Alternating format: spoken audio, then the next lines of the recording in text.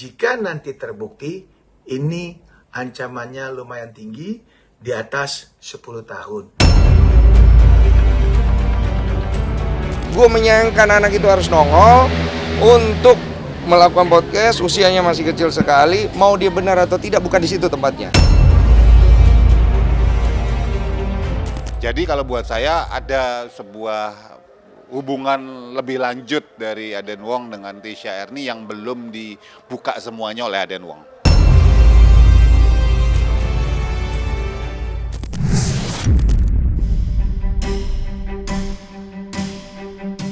Sudah beberapa hari ini, kasus perebutan anak yang melibatkan warga negara asing asal Korea Selatan, Amy BMJ dan suaminya Aden Wong, benar-benar menarik perhatian publik. Tidak terkecuali dari sejumlah kalangan yang ikut berkomentar mengenai kasus tersebut.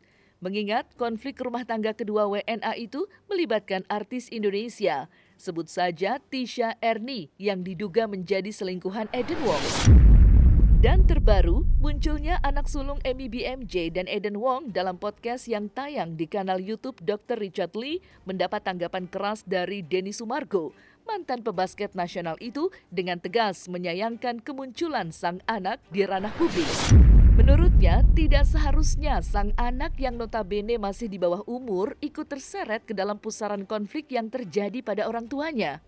Terlepas dari pernyataan si anak yang membela ayahnya, Aden Wong, dan menuding perilaku buruk ibunya, Amy BMJ, Denny Sumargo tetap merasa jika permasalahan yang terjadi saat ini seharusnya dapat diselesaikan secara kekeluargaan atau pengadilan, tanpa perlu mendorong seorang anak tampil di media yang menjadi konsumsi publik. Senada dengan tanggapan Denny Sumargo, psikolog Nur Cahyati juga menyoroti kemunculan sang anak ke ruang publik yang menurutnya bukan pada tempatnya. Dan berikut tanggapan lengkap Denny Sumargo dan psikolog Nur Cahyati menanggapi konflik perebutan anak yang sedang viral belakangan ini. I just want to clear up the misunderstandings of her painting my dad as the villain because she has been telling the whole world through the internet that he and his mistress is abducting us and he's painting my dad as the bad guy. Iya, gue menyayangkan. Lu kalau mau adu domba gue silakan, gue menyayangkan. Karena menurut gue gak ada masalah dengan semua orang yang menghadirkan anak itu. Orangnya ya, individunya. Gue menyayangkan anak itu harus nongol untuk melakukan podcast, usianya masih kecil sekali, mau dia benar atau tidak bukan di situ tempatnya. Bawa ke pengadilan. Biar dia berbicara di sana karena di sana tempat. Dan aku pikir dua sisi itu juga baik ya. Makanya aku bilang nanti malam aku akan sempatkan waktu jam 8 malam kita akan bicara Zoom, aku bilang kan. Apakah ada papa? Aku bilang ada papa di situ. Tapi aku pengen ngobrol dengan kamu aja. Aku bilang yang penting tanpa ada paksaan. Jadi memang itu maunya dia. Maka aku juga sadar diri kan waktu di video juga aku tanya mau di blur atau enggak wajahnya. Aku bilang kan kalau ada yang enggak nyaman kasih tahu saya ya, saya akan berhenti. Aku bilang kan apakah ada intimidasi atau tidak. Dan aku anggap apa yang dikatakan anak-anak kan jujur ya harusnya ya. Aku anggap apa yang diceritain dia mungkin itu yang dirasakan oleh Shan-Yi ya namanya, Shan-Yi ya. Lalu aku juga dapat kesempatan ngobrol dengan Mr. Aden Wong juga. Oh, itu hanya mereka yang tahu. Dan bukan di media untuk masalah itu. Karena urusan anak itu kan urusan hak asuh, itu biar di pengadilan. Lu bayangin ya, lu punya anak ya, itu masih kecil, belum terlalu tahu semua lah. Dia lu framing dia, lu taruh dia di media sebagai jejak digital, come on lah. Lu nggak blur mukanya. Paling enggak itu yang dirasakan anaknya. Paling enggak ya, apa yang dirasakan anaknya itu. Tapi kenapa mamanya seperti itu? Kan ada penyebabnya juga. Aku nggak membenarkan juga nih. Aku nggak benarin juga bahwa si emaknya ini benar kayak gitu. Emaknya pasti benar. Pasti ada sesuatu dong. Kenapa si ibunya ini mungkin stres atau mungkin tertekan sehingga melakukan itu. Pasti ada pemicunya juga. Maka kita harus bijaksana kayak gitu. Tidak saat itu dia menunjukkan keseriusan dan fakta yang dia punya, walaupun saya belum tahu itu benar atau tidak. Ya udah saya dengarkan dan saya bersimpati sekali untuk seorang ibu yang kehilangan anak. Saya nggak tahu masa rumah tangga mereka seperti apa dan saya nggak tahu siapa yang benar siapa yang salah. Netizen yang mungkin bisa nilai sendiri. Tapi yang paling pasti masalah mereka itu harus selesai di pengadilan keluarga di Singapura setahu saya, family court bukan di public court. Sekarang masalahnya dibawa ke public court. Jadinya saya menyayangkan sekali akhirnya anak yang tidak perlu hadir, nongol, ngapain gitu loh. This is parents, please stop it gitu. Anak di bawah umur, no, don't go there gitu loh. Whatsoever is that, don't go there. Karena anak kecil itu harus, kalau mau protect anak itu, don't bring it to your problem as a parents. Itu tuh poin gue gitu loh. Pendapatku pribadi, memang kan anak-anak usia seperti itu mudah untuk dipengaruhi ya. Tapi kan bukan artinya kalau mudah dipengaruhi, dipukulnya jadi salah. Aku rasa anak 12 tahun bisa ngelihat orang mabuk dan orang yang mukul dan orang yang ngomongin bahwa kayaknya aku nggak kau tuh nggak layak deh lahir dari kandungan aku nyesel deh kalau lahir dari aku, kayaknya itu nggak bisa di brainwash deh kata-kata itu ya. Lihat mabuk, lihat mukulin adiknya, kayak itu nggak bisa di brainwash deh. Kalau di brainwash itu kayak pandangan tentang emaknya nggak ngurus atau apa kayak gitu. Kalau kata-kata itu menurutku tidak di brainwash ya. Tapi mudah terpengaruh bisa jadi. Ya makanya aku ngambil positifnya. Dia memang melihat dan menyaksikan itu. Tapi sekali lagi kan, si anak ini kan tidak mengerti kenapa sih mamanya seperti itu. Kan belum cukup umur untuk memahami kenapa mamanya seperti itu. Ya sebenarnya sangat disayangkan sekali ya kalau saya melihatnya ini memang pertengkaran atau konflik antara suami dan istri yang harusnya tidak perlu melibatkan anak gitu ya. Kalau si suami dan istri ini di awal mereka mampu menyelesaikan konflik-konflik dalam rumah tangganya, niscaya akan lebih mudah mereka sampai di tahap bahwa oke, kita cocok atau enggak nih untuk melanjutkan. Kalau cocok ya ayo kita perbaiki sama-sama, improvement apa yang harus dibenahi dalam rumah tangga ini supaya sama-sama merasa bahagia dan nyaman menjalani rumah tangga. Ataupun kalau memang wah kita udah gak cocok nih, ya udah kita selesaikan baik-baik. Harusnya kan gitu ya, idealnya dan baiknya adalah seperti itu. Supaya apa?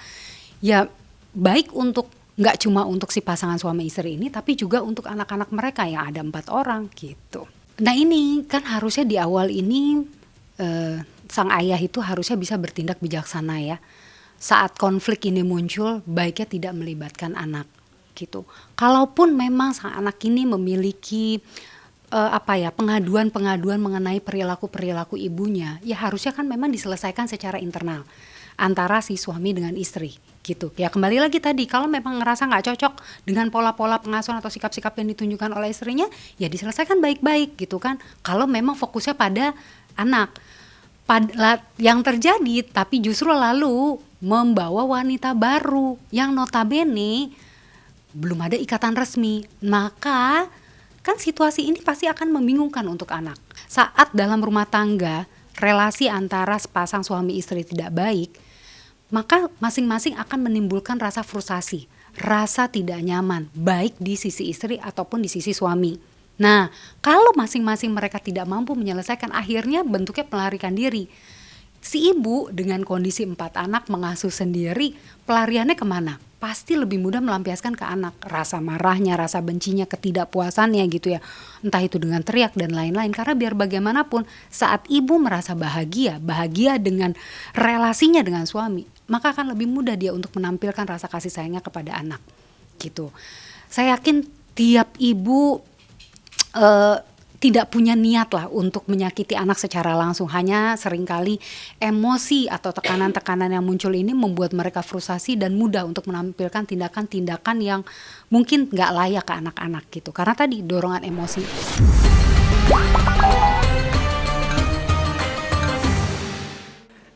Selamat, mana kameranya? Menurutmu musik itu halal atau haram? Wah, gue susah tuh jawabnya tuh. Coba. Serius? Bisa, coba. Oh, ada yang bisa. Bisa. Masa nggak mau dicoba? Coba dong. Menangis, tapi ku terima semua keputusan yang telah kau buat. Satu yang harus kau tahu. Tolong di stop. Di stop dong mas, tolong. Jangan. Aduh ya Allah.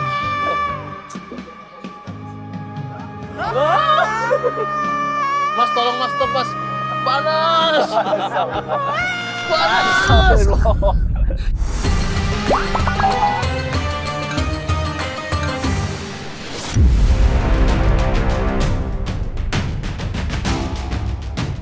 Sementara perdebatan status hukum usai dilaporkannya Eden Wong dan Tisha Ernie oleh Emi BMJ ke Polda Metro Jaya tak kalah panasnya. Sejumlah advokat mendukung langkah hukum yang ditempuh Emi BMJ untuk memenjarakan Tisha Ernie yang diduga menjadi selingkuhan Eden Wong. Pedangdut asal Indonesia itu selain dituding sebagai pelakor, juga dianggap turut andil atas perebutan anak di salah satu rumah sakit di Jakarta yang kemudian videonya viral di media sosial. Lantas, seperti apa tanggapan sejumlah advokat atas langkah hukum yang ditempuh Emi BMJ? Benarkah Tisha Ernie dapat dikenakan pasal berlapis dengan ancaman 10 tahun penjara? Kalau terkait kasus pidana untuk Eden Wong, hanya satu, yaitu deportasi. Karena Eden Wong diduga, yang bernama Eden Wong ya, diduga Eden Wong namanya, itu melakukan suatu permasalahan yang membuat sejagat maya heboh.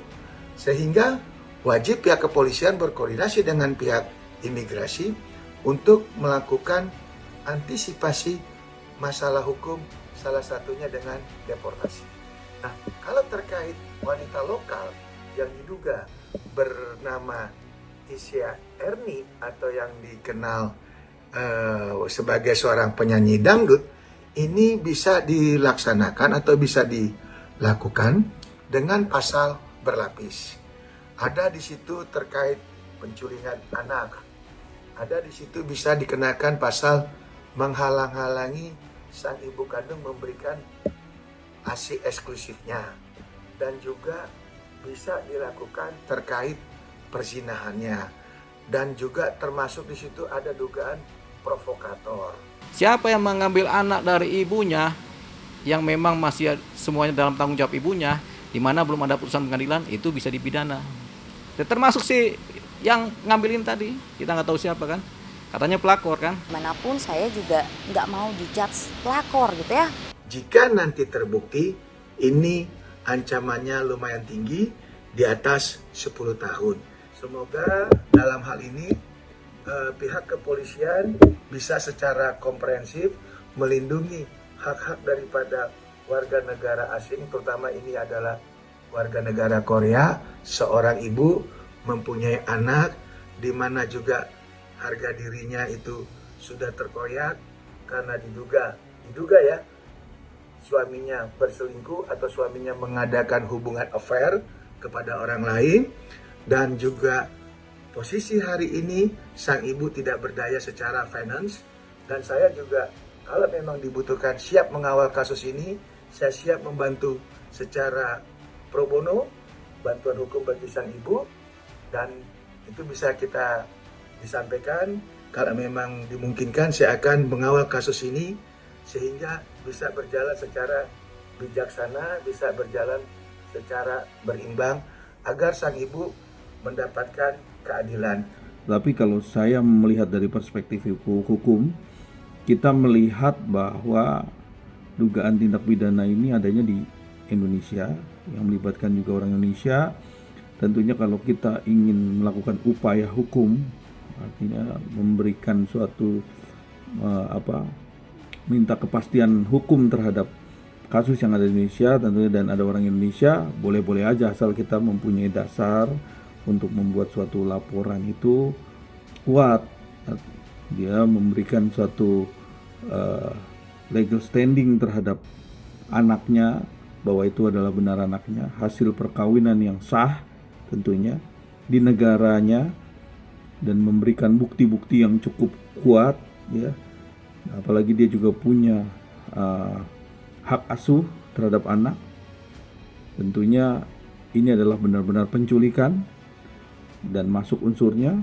Kita bisa melakukan laporan dan upaya hukum untuk bisa dikembangkan di dalam proses penyelidikan, agar bisa dipanggil para pihak itu yang membawa lari, kita dicari dan dilakukan pemeriksaan seperti itu, hingga kasus ini benar-benar bisa melihat dari sudut pandang yang benar dua arah, artinya antara suami yang membawa lari dan ibu kandung yang merasa diculik atau diculik anaknya oleh ayah dan pelakornya, seperti itu. Apalagi nggak punya hubungan. Yang pembantu aja ngambil juga nggak boleh, atau saudaranya si siapa yang masih punya hubungan darah juga nggak boleh kok. Suami sendiri juga nggak boleh ngambil itu. Kenapa? Anak masih di bawah usia 12 tahun. Itu kan kuncinya. Ya kalau diproses berat hukumannya terhadap si yang ngambil ini kan. Mau dalil apapun juga dia nggak punya hak. Makanya kenapa ketika si Bu Ami ini melaporkan ke kepolisian, ya diterima laporannya sebagai undang-undang PPA, Pelindungan Perempuan dan Anak. Jadi tapi kalau udah sampai ke sana atau membela sampai sebegitu jauh bahwasanya anak diambil dari hak ibunya, udah rasanya udah secara hukum belum dapat, tapi secara psikologis itu udah melanggar kondisi-kondisi psikologi dari ibu. Artinya humanisnya nggak dipakai, etika humanisnya nggak dipakai oleh Bang Hotman. Kalau Bang Hotman melakukan itu, kalau melakukan opini-opini ya yang melegalkan seperti itu. Kalau bagi saya sih nggak legal itu. Karena anak masih di bawah umur, di bawah pengawasan ibunya. Ibunya seperti apapun ya kita hormati. Tapi yang saya lihat di video itu, mau percaya nggak percaya, tapi ada di videonya juga. Jadi saya mau bilang nggak percaya, sedangkan videonya udah tersebar gitu kan, udah viral di sosmed. Jadi saya juga nggak bisa bilang benar atau enggak gitu kan. Saya cuma bingung doang.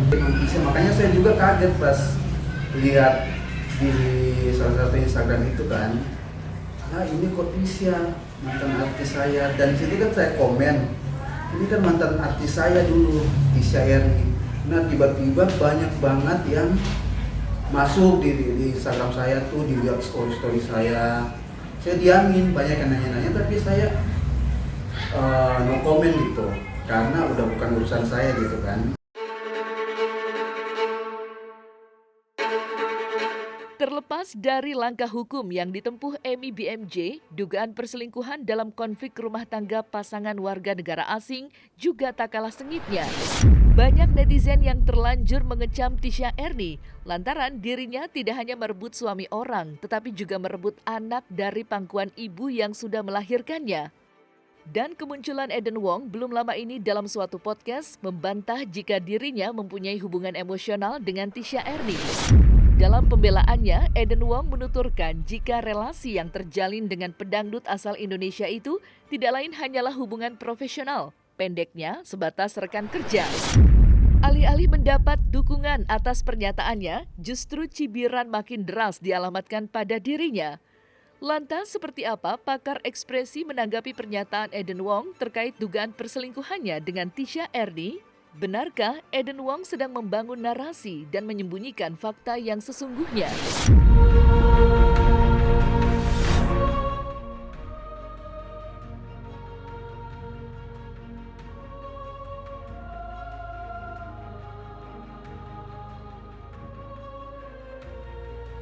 Mr. Wang, I want to ask you, is that true that Tisha Erni is your mistress? It's not. It's not. Look, this is a woman that has taken care of me and my family very well for the next 2 years. For the last 2 years. This is a woman who is still here. Dr. Richard, let me tell you this. You saw what happened to her reputation in the last few weeks. It's all over the news, correct? Her reputation is lost. She's not safe in this country. I have my reputation destroyed. I have lost my job. Banyak dari kata-kata Eden Wong itu yang dia memang menceritakan as it is ya. Memang kayak gitu kelihatannya. Nggak masuk akal kalau misalnya seorang laki-laki mau ngambil semua anak-anaknya gitu ya. Kalau misalnya Emi-nya memang nggak ada apa-apa. Memang harus ditelaah, diteliti lebih lanjut. Cuman memang situasinya menurut saya dengan cara kayak gini merugikan Eden Wong. Tetapi begitu dia ditanya tentang Tisha Erni, buat saya ada beberapa hal yang ditahan sama Eden Wong. Yang informasi yang dia sampaikan itu bukan informasi yang sudah selengkap-lengkapnya. Dia bisa saja tidak bohong, tetapi tidak lengkap apa yang diceritakan Eden Wong. Sehingga hubungan Tisha Erni dan Eden Wong sendiri belum begitu jelas. Jadi kalau buat saya ada sebuah hubungan lebih lanjut dari Aden Wong dengan Tisha Ernie yang belum dibuka semuanya oleh Aden Wong. Enggak, lebih tepatnya seperti dia sedang menutupi sesuatu. Ada hal-hal yang diceritakan yang sebetulnya nggak perlu kalau misalnya saya ditanya misalnya apakah dia simpanan saya, enggak gitu, silakan cek bagaimana hubungan saya dengan dia. Kalau saya kan posisi bisa akan menjawab lebih lugas seperti itu, bukan kan dia itu membantu dia itu seolah-olah justru menceritakan baik-baiknya aja gitu ya, yang sebetulnya nggak perlu. Kalau memang dia mau membantu atau misalnya memang bekerja buat dia, ya sudah, itu memang bagian dari pekerjaan yang harus dilakukan. Maka dari itu saya katakan ini masih banyak yang disembunyikan Aden Wong tentang Tisha Ernie. Sekali lagi, kata-kata saya ini bukan berarti kemudian Aden Wong 100% salah dan atau Emmy 100% benar. Enggak. Inilah yang harus dicari tahu. Inilah yang penting oleh pihak yang berwenang untuk mencari tahu. Yang jelas menyembunyikan sesuatu. Terlepas apapun hubungan mereka, tapi begitu ditanyain Dr. Richard ketika tanya, "Is Tisha Ernie your mistress?" Itu itu sangat frontal menurut saya, lugas, straightforward, tapi menurut saya bagus. Dan Aden Wong ambil waktu sebentar jawab tidak, kan gitu ya. Jadi buat saya sebetulnya ada sesuatu yang masih ditutupin sama Aden Wong. Gini, itu tidak menjadikan Aden Wong jadi salah total, tidak menjadikan Emmy benar total gitu. Jadi buat saya perlu ditelaah lebih lanjut dari sisi pandang yang lebih netral.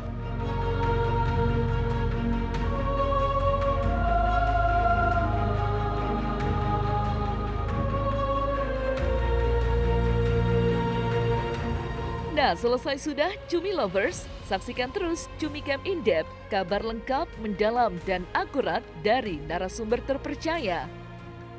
Dan jangan lupa untuk like, subscribe, dan juga share channel YouTube Cumi Cumi.